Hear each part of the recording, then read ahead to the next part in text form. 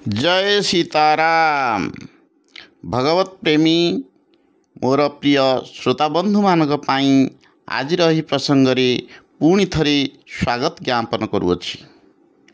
विषय हेउछि भगवान प्रत्येक प्राणी उपरे ईश्वर भाव किपरि रही थाए। श्रीमद् भगवत गीतार कहुछि भूतानामीश्वरोऽपि सन्, अर्थात प्राणी मानकर एकमात्र ईश्वर हेउछन्ति सबुकिछि।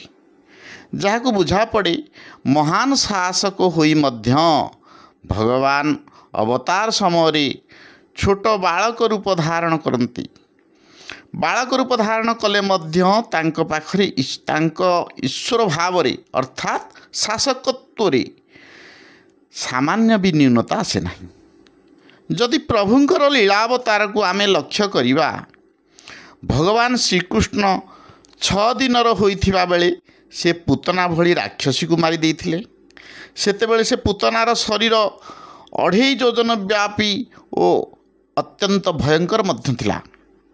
जदि तांकठारे ईश्वर भाव नथांता से 6 दिनर होइथिबा बेले पूतना को मारी थांते किपरि।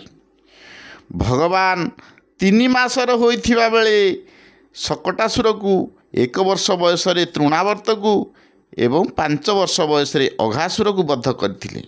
एही प्रकार बाल्यावस्था मध्य भगवान अनेक राक्षसों को बद्ध कर देथिले। 7 वर्ष बयस होइथिबा बेले से काणी अंगुठी रे गोवर्धन भली पर्वत को धारण करथिले, जहा जो समय से नंदगोपाल को विपद रक्षा करथिले। समस्त प्राणींकर ईश्वर होइथिले मध्य अवतार समय भगवान अति छोट हो जाइथांती एवं छोट छोट कार्य मध्य करिथांती। वास्तव में यह ही भगवानकर भगवत्ता। भगवान अर्जुनंकर रथ चालना करने संगे संगे तांकर आज्ञा पालन करिथांती। तथापि अर्जुनंक उपरे और अन्यान्य प्राणी मानक उपरे भगवानकर ईश्वर भाव यथावत रही थाए।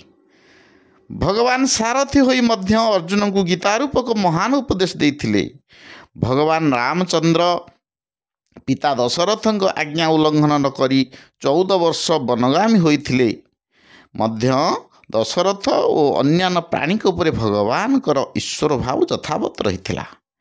यही प्रकार भगवानकर समस्त प्राणी उपरे ईश्वर भाव रही थाए। भगवानकर ईश्वर भाव कौनसी प्राणी उपरू कम रही न थाए, समस्त पाखरे समभाव रही थाए। तेणु आमे समस्ते बुझिबा जे भगवानकर आम प्रति ईश्वर भाव सबुबेले रही अछि आम समस्त प्रति।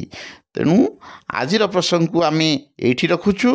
पुणी आमे आपण मान निकट को आसीबु आगामी प्रसंग रे। जय सीताराम।